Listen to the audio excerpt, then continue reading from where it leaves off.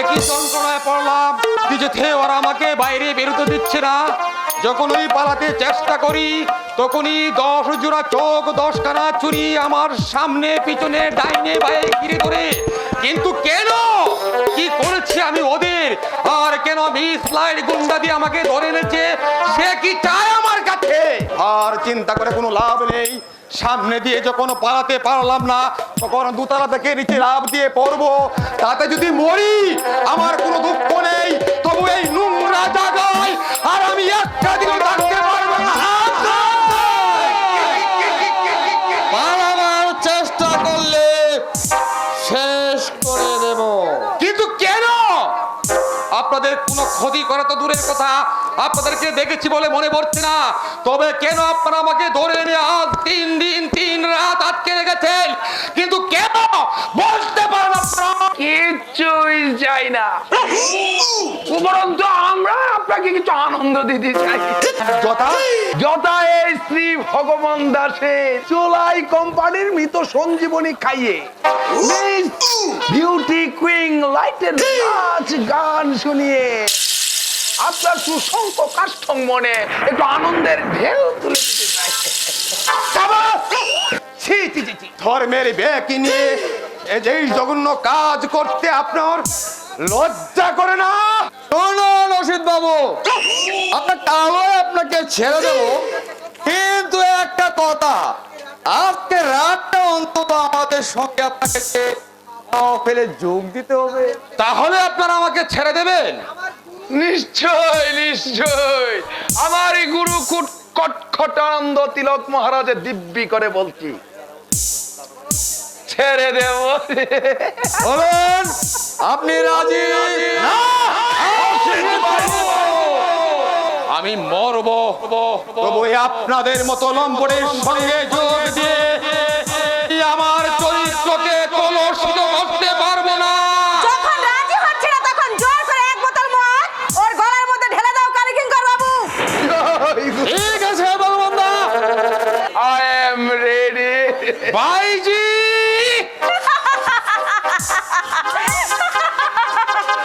আমার আগুনে পুড়ে কত মানুষ ছাই হয়ে গেছে আর আপনি আমার দিকে ফিরেও তাকাচ্ছেন না।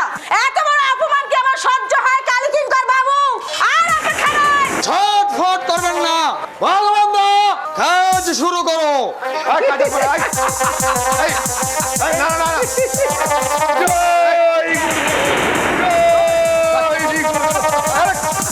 কি করছো তোমরা?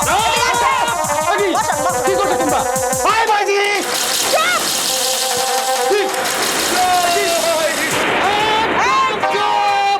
কোনো কথা নয়। দাও দাও ঢেলে দাও, মুখটা ধরো না, দাও। এই লড়াচড়া করো না, দাও ঢেলে দাও।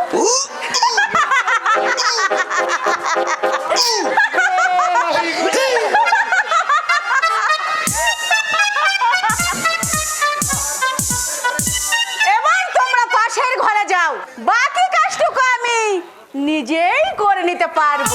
বেশ, আমি যাচ্ছি। তো বেশি অসুবিধা হলে আমাকে দেখো কিন্তু। জ্বালা জ্বালা করছে, এই প্রথম একটু জ্বালা করবে। জয় গুরু জয় গুরু। বিশেষত একটু প্রেমের ছোঁয়া লাগলে দেখবে সব ঠিক হয়ে গেছে।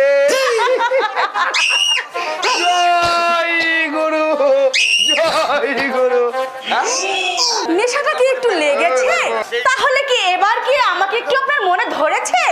এখন কি দেখতে পাচ্ছেন আমার কত রূপ? পাচ্ছি। এখন বোধহয় মনে হচ্ছে আমার মতো রূপের মেয়ে আপনি আর কোনোদিনও দেখতে পাননি। তোমার মতো নির্লজ্জ বেহায়া সুন্দরী আমি আমি কোথাও দেখিনি।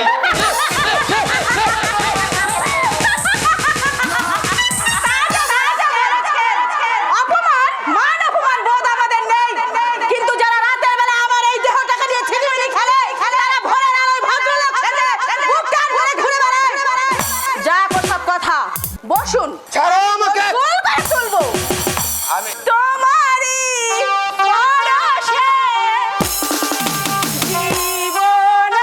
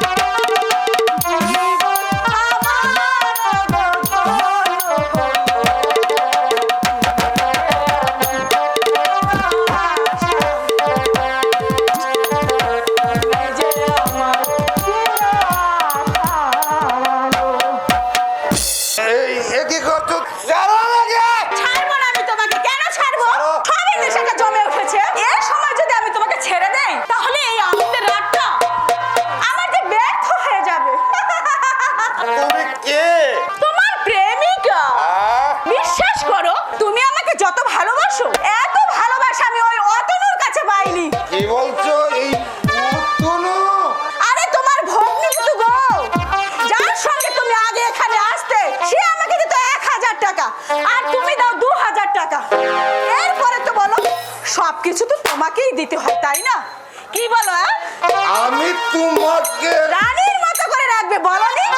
বলো না কবে তোমার সম্পত্তি ভাগ হবে? কতদিনে তুমি আমাকে রানী করে রাখবে? বলো না। আমি কোন মাতাল চরিত্রহীনের কাকা নই। ভালোই হলো অসিত, এই সময় তুমি তোমার সম্পত্তির ভাগটা বুঝে নাও। আমি ততক্ষণে তোমার জন্য বিলিতি আর বোতল মদ আনাই। বিশ্বাস করুন কাকা, আমি নির্দোষ। আমি নির্দোষ। আমি নিজের চোখে দেখলাম এই বাইজির সঙ্গে নির্লজ্জ ব্যবহার করতে, নিজের কানে শুনলাম এই সম্পত্তি ভাগ করে ওকে তুমি রানী করে রাখবে। এখন বলছো তুমি নির্দোষ? হ্যাঁ, আমি নির্দোষ। আমি বেশ বুঝতে পারছি আপনার চোখে অবিশ্বাসী সাজাতে একটা বিরাট চক্রান্ত হয়েছে। চক্রান্ত? এই চক্রান্ত নইলে যাদের আমি চিনি না জানি না, এমনকি চোখে কোনদিন পর্যন্ত দেখিনি, কেন তারা আমার মুখে কাপড় বেঁধে ধরে এখানে আটকে রাখবে? কেন আমাকে বাইরে বেরোতে দিচ্ছে না? কেন পালাতে গেলে আমার বুকের উপর চুরি চেপে বসে ধরে? কেন আমরা তার মেয়ে ছেড়ে দিয়ে আমাকে ভুলে রাখতে চায়? ওর কথা আপনি বিশ্বাস করবেন না বাবা। চোর ধরা পড়ে নিজেকে সাধু সাজাবার জন্য অনেক মিথ্যে কথাই বলে থাকে। আর আমি ওকে একটু বিশ্বাস করি না। দাদা মারা যাবার পর ওকে আমি নিজের ছেলের মতো করে মানুষ করেছিলাম। সে যদি এতখানি নিচে নামতে পারে তাহলে তারও সাধ্য কাজ এই পৃথিবীতে আর নেই। তাই বংশ মর্যাদাকে রক্ষা করতে আমি আজ থেকে ওর সঙ্গে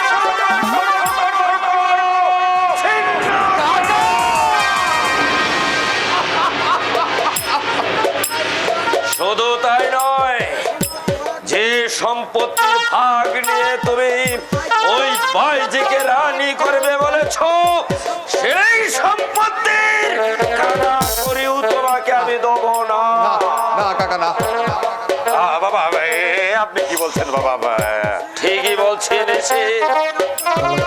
গায়ে রক্ত জল করে যে সম্পত্তি আমি করেছিলাম, সেই উপার্জিত সম্পত্তি চোখের উপরে ভাবে নষ্ট হতে আমি দেব না।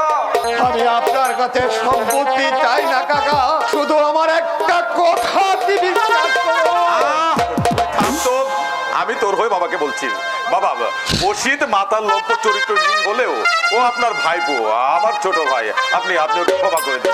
না, যে অঙ্গ বিষাক্ত হয়ে যায় তাকে কেটে ফেলাই ভালো, নইলে একদিন সমস্ত দেহটাই পচে যেতে পারে।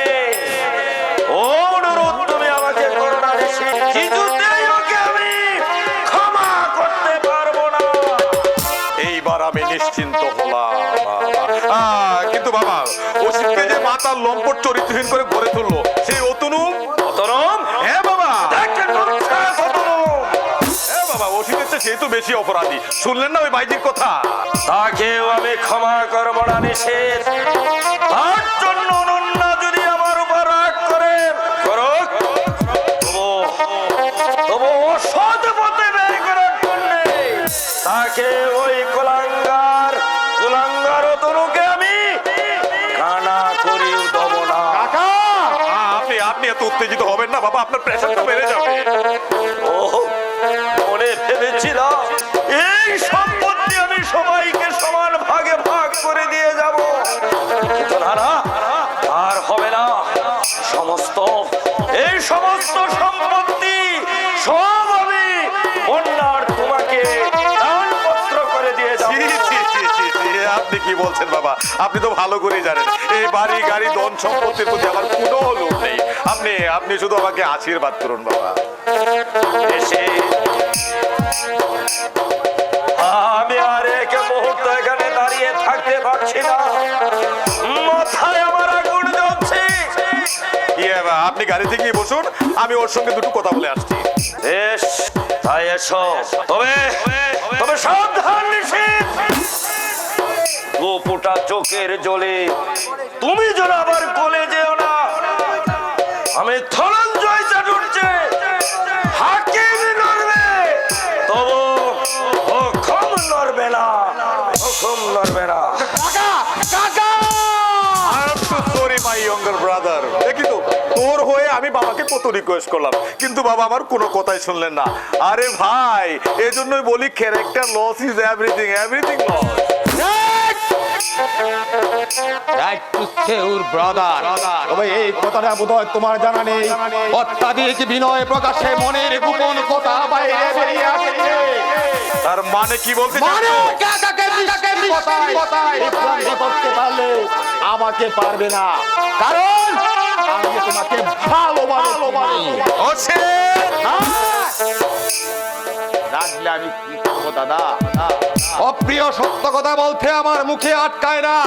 তাই আজ 3 দিন ধরে চিন্তা করে আমি যা ভেবেছি তাই সেটাই হলো।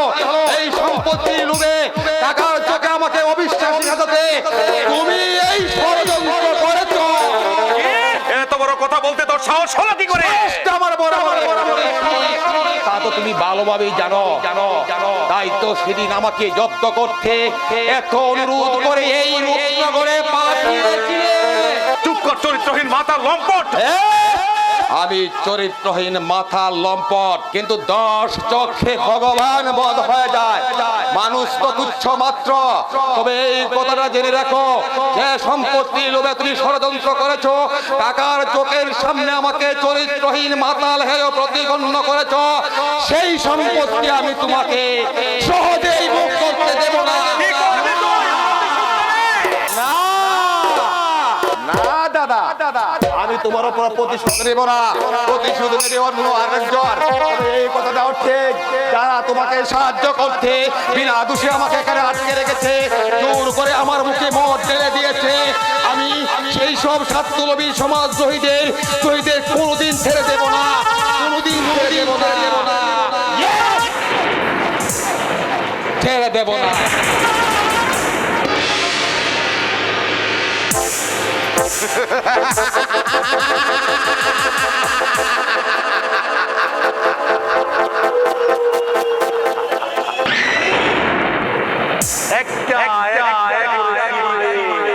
আমি বাকি আছে আর মাত্র একটা সিঁড়ি।